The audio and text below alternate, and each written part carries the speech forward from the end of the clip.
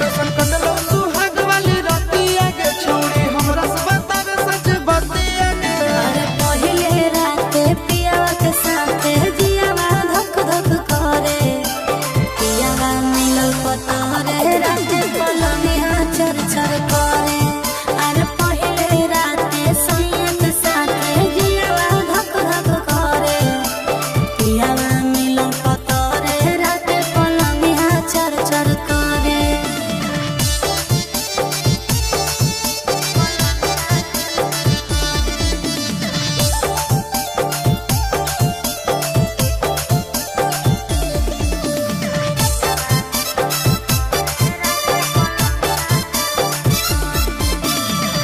कोरा में साटा के पियावा दियावा बुताया रे, घुंघटा उठा के सैया जतरा बनाया रे।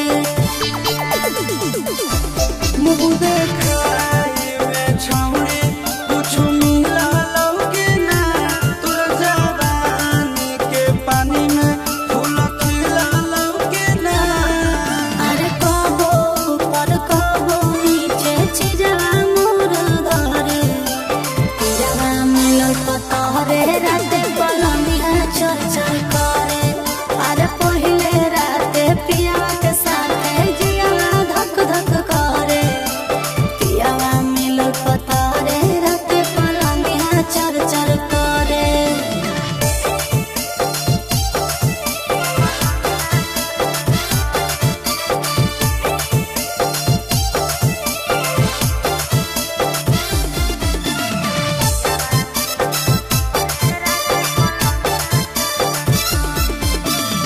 सोनवा के नथिया सैया हमारा ले लाया रे, प्यार से धीरे धीरे अपने से पहनाया रे।